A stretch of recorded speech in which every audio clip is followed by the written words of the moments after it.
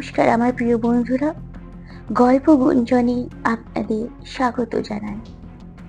আজ আমি আপনাদের শোনাবো হানাবাড়ির রহস্য। কলিকাতা শহরে যেখানে সমস্ত কিছুর দামই আগুন ছোঁয়া, সেখানে হঠাৎ করে জলের তরে পাওয়া গেল এক বাড়ির সন্ধান। বিষয়টি সত্যি আশ্চর্যজনক হলেও আমার স্বামী কোনো কিছু না ভেবেই তাড়াতাড়ি সে বাড়িটি কিনে নিল। কারণ আমরা একটা ছোট্ট বাড়িতে ভাড়া থাকতাম, যেখানে বাড়ির মালিক প্রায়শই আমাদের উঠে যাওয়ার জন্যে তাড়া দিতেন। তাই আর কিচ্ছু না ভেবে আমার স্বামী সেই বাড়িটা কিনে নিল। তাই আমরা ঠিক করলাম যত তাড়াতাড়ি সম্ভব এই ভাড়ার বাড়ি থেকে উঠে আমরা নতুন বাড়িতে চলে যাব। স্বামীর সাথে বাড়িটা দেখতে গেলাম, কিন্তু জায়গাটা এত নির্জন দেখে আমার ঠিক ভালো লাগলো না। এখানে লোক বসতি অনেকটাই কম। স্বামীকে বললাম, এলাকাটা খুব নির্জন, তুমি তো সকালবেলায় অফিসে চলে যাবে, সারা দিন কেমন করে দুটো বাচ্চাকে নিয়ে এখানে থাকবো বলো তো? স্বামী একটু রেগেই বলল, এতদিন বলতে বাড়ি নেই, হ্যাঁ আজকে যখন তাড়াহুড়ো করে একটা বাড়ি পেয়েছি তাতেও তোমার সমস্যা। কি করি বলো তো, তোমাদের কোনো কিছু করে মন পাওয়া যায় না। মেয়ে মানুষের মন তো সত্যি বোঝা অসম্ভব। আমি আমার স্বামীকে বললাম, আহা রাগ করছো কেন? আমি তো তো ওভাবে বলিনি, আসলে জায়গাটা এত ফাঁকা, এত নির্জন, তাই আর কি বললাম। রাগ করো না লক্ষ্মীটি। বাড়ির সামনে এসে গেটটা খোলার পরে একটা দমকা হাওয়া আমার গায়ের মধ্যে এসে লাগলো। খুব ঠান্ডা শীতল হাওয়া, কিন্তু এরকম একটা গরমের মৌসুমে ঠান্ডা হাওয়া। যাক সে কথা, বাড়ির গেটটা খুলতেই আমার বাচ্চারা তাড়াতাড়ি করে দৌড়ে ঢুকলো এবং সামনে বাগানের মধ্যে একটা দোলনা ছিল। ঘরটা বেশ পুরনো মনে হচ্ছিল, আর ঘরটার আশেপাশে প্রচন্ড আগাছাও ছিল, আর দোলনাটাও অনেকটাই পুরনো। তাই আমার ছেলে বাবানকে বললাম, বাবান বোনের খেয়াল রেখো কিন্তু, জানো তো ও একটুতেই পড়ে যায়। বাবান বলল, হ্যাঁ মা আমি আছি তো এখানে। আমার দুই ছেলে মেয়ে, বনি আর বাবান, দুজনের বয়সের তফাৎ 2 বছরের। আমার স্বামীও বনি আর বাবানের সাথে ব্যস্ত হয়ে পড়ল। ঘরটায় প্রবেশ করতেই একটা কেমন যেন আষ্টে গন্ধ, এতটাই গন্ধটা তীক্ষ্ণ ছিল যেন আমার দম আটকে যাচ্ছে। খুব বিশ্রী একটা গন্ধ, আর ঘরের মধ্যে যেন মনে হচ্ছে কেউ যেন আছে। আমি আর অত কিছু না ভেবে আমার স্বামীকে ডাকলাম, কি গো শুনছো, একটু ঘরে আসো না। ও তাড়াতাড়ি ঘরের মধ্যে আসলো, এসে বলল, বলো কি হয়েছে, কেমন লাগছে ঘরটা? হুম বেশ ভালো, কিন্তু অনেক মেরামত করতে হবে তাই না? ও বলল, হুম তা তো একটু করতেই হবে, বুঝতেই তো পারছো, পুরোনো বাড়ি। তোমার স্বামীর তো আর নতুন বাড়ি কেনার মতন ক্ষমতা ছিল না। আমি হেসে বললাম, ও কি, ওরম কেন বলছো? তোমার টাকায় একটা বাড়ি কিনেছি, এটাই তো অনেক বড় ব্যাপার, তাই না? ও আমি ঘুচিয়ে নেব, তাতে কোনো অসুবিধা হবে না। আম, সময় যেতে যেতে আস্তে আস্তে সব ঠিক করব, তাই ঠিক না বলো? দুজনে একটু হাসলাম। ঘরটাকে ভালোভাবে ঘুরে ঘুরে দেখলাম। একতলা ঘর, দুটো বেডরুম, একটা ডাইনিং রুম, একটা রান্নাঘর, সিঁড়ি, ছাদ, সত্যি সত্যি সুন্দর বাড়িটা। শুধু একটু অযত্নের জন্য ঘরটা একটু ভেঙে ভেঙে গেছে। সে যাই হোক, আমি আমার স্বামীকে বললাম, হ্যাঁ গো, নতুন বাড়িতে প্রবেশ করব, তো পুজো করাতে হবে তো। ও সঙ্গে সঙ্গে বলল, দেখো, বাড়ির মালিক খুব তাড়া দিচ্ছে, তাই আমাদের যত তাড়াতাড়ি সম্ভব ওই বাড়ির মধ্যে চলে আসতে হবে। তাই পুজোর ব্যাপারটা পরে থাকুক না, কাল বা পরশুই আমরা এখানে শিফট করে যাই। বললাম ঠিক আছে, তাই হবে। আমরা দুদিনের মধ্যেই নতুন বাড়িতে শিফট হয়ে গেলাম। পলাশ আমার স্বামী সেই সমস্ত কিছু ঘরের মধ্যে জিনিসপত্র দিয়ে অফিসের কাজে তাড়াতাড়ি করে বেরিয়ে গেল। যেহেতু আমি ভাড়া বাড়িতে থাকতাম, তাই তেমন ভাবে জিনিসপত্র কেনা হয়নি, কিন্তু যা ছিল তাই দিয়ে, তাই সেগুলো আস্তে আস্তে গোছানো শুরু করলাম। একা হাতে সমস্ত কিছু গোছানো অনেকটাই অসুবিধাজনক হলেও কিছু করার ছিল না, তাই করতে শুরু করলাম। সব গুছিয়ে রান্না বান্না করে ছেলে মেয়েকে খাইয়ে তারপর ঠিক সন্ধেবেলার পর আমি একটু ফ্রি হলাম। আমার স্বামী পলাশ, সে প্রত্যেক দিনই 8টা থেকে 9টার মধ্যেই বাড়িতে চলে আসে, কিন্তু আজ আসতে তার অনেকটাই দেরি হচ্ছে।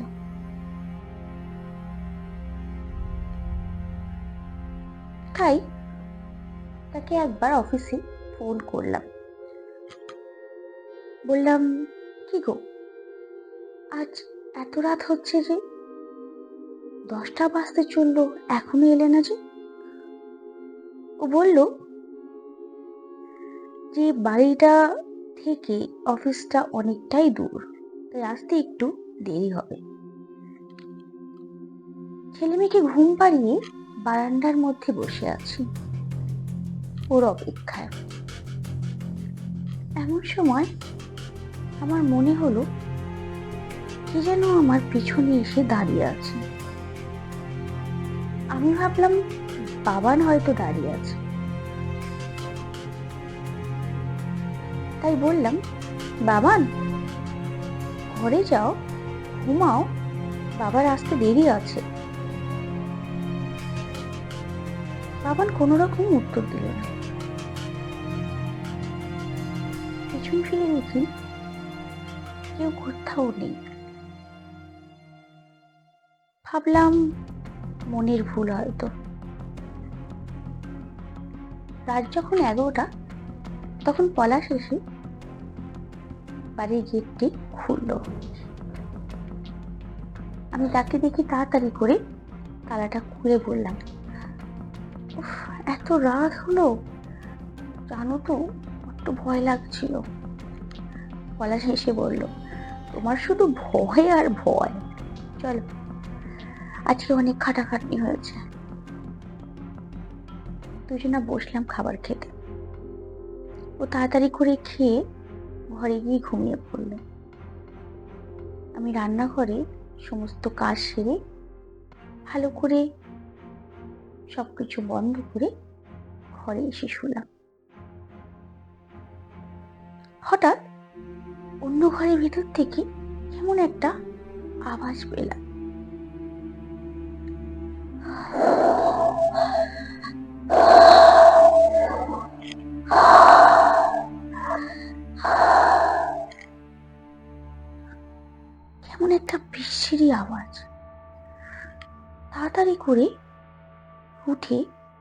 লাইটটা জ্বালিয়ে ঘরের ভেতরটা দেখলাম। কিচ্ছু নেই। কেমন একটা আওয়াজ, কোথা থেকে আসছে? হঠাৎ তাকিয়ে দেখি রান্নাঘরের লাইটটা জ্বলছে নিচ্ছে। ভাবলাম লাইটটা হয়তো খারাপ হয়ে গেছে। সুইচটা আমি নিভিয়ে দিলাম। নিভিয়ে ঘরের মধ্যে ঢুকে ঘুমিয়ে পড়লাম।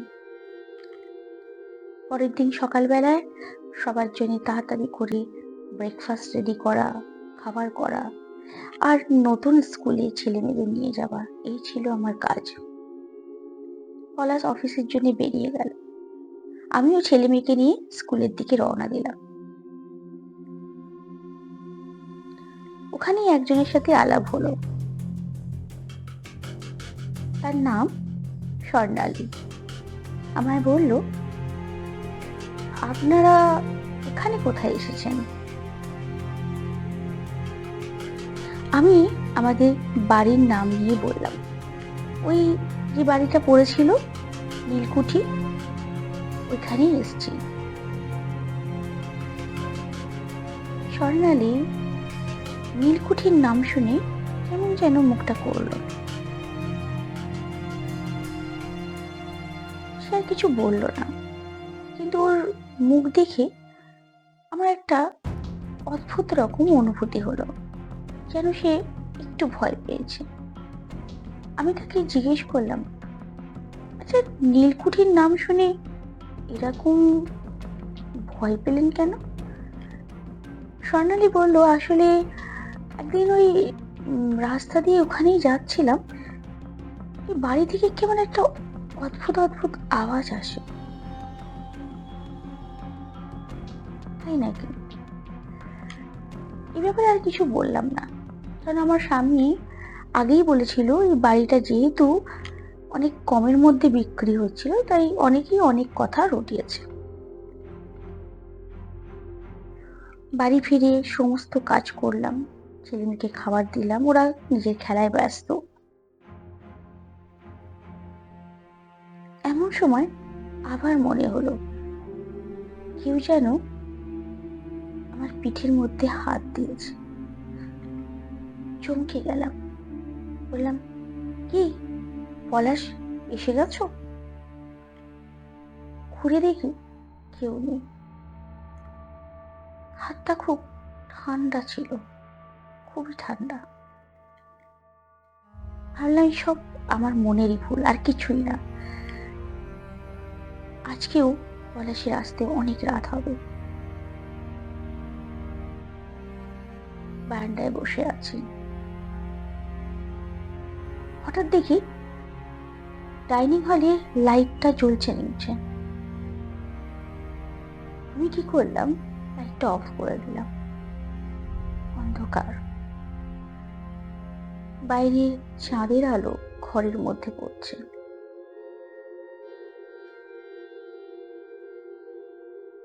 হঠাৎ মনে হলো যেন পেছন থেকে কেউ ছুটে আমার পাশে আসলো। কিছুক্ষণের মধ্যেই পলাশ চলে এলো। পলাশকে বললাম আমার এই অনুভূতির কথা, স্বর্ণালীর কথাও বললাম। ও বললো, আসলে এসব কথা তুমি শোনো তো, তাই জন্যই তোমার মাথার মধ্যে এসব চলছে, আর কিছুই না। চলো ঘুমিয়ে পড়ি, অনেক রাত হয়ে গেছে। রাতে ঘুমিয়ে আছি, এমন সময় একটা গুনগুন আওয়াজ শুনলাম।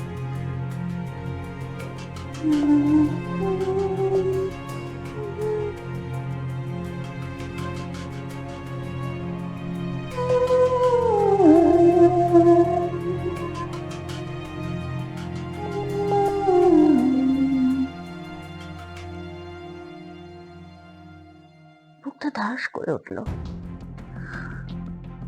উঠে বাইরে গেলাম। ডাইনিং এর লাইটটা জ্বালাতে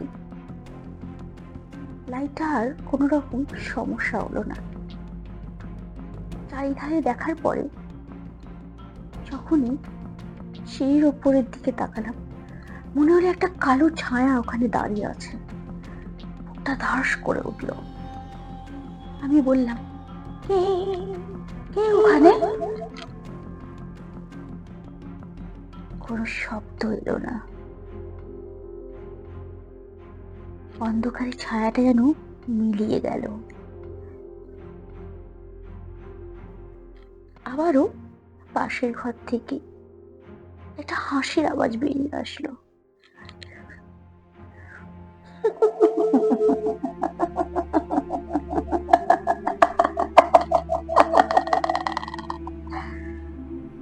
দৌড়ে ঘরের মধ্যে গেলাম। ঠিক যেন মনে হলো কানের পাশ থেকে কেউ বলে গেল, পালিয়ে যাও, পালিয়ে যাও। কাটা একদম শিউরে উঠলো। আমি আবারও জিজ্ঞেস করলাম, কে কে তুমি? কে? সামনে আসো, কে তুমি? একটা অট্ট হাসি আমার কানের কাছে এসে বেরিয়ে গেল।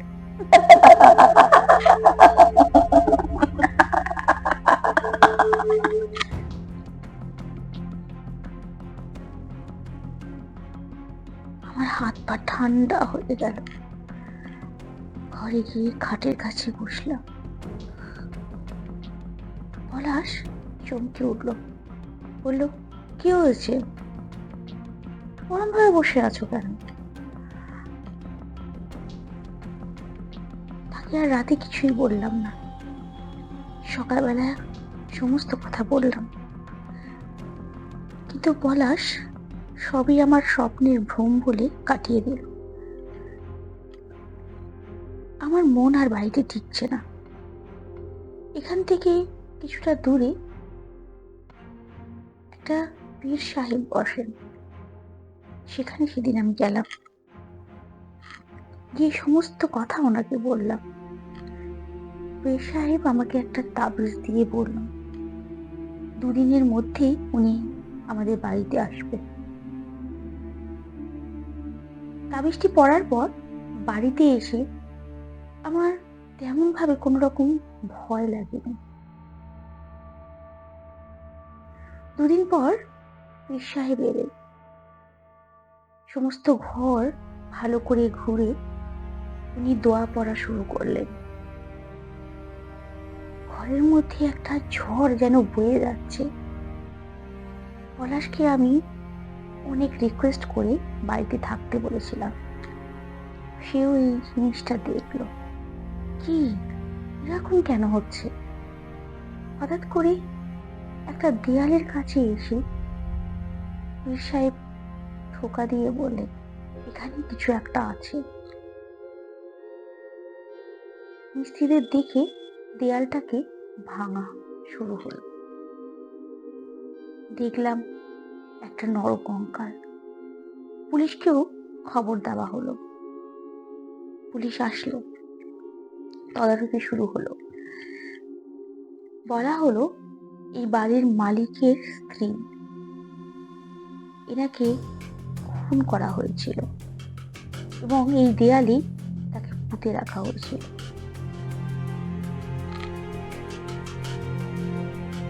মালিককে গ্রেপ্তার করা হয়। এই বাড়িতে অনেক পুজো আরতি, অনেক রকম দোয়া চালানো হলো।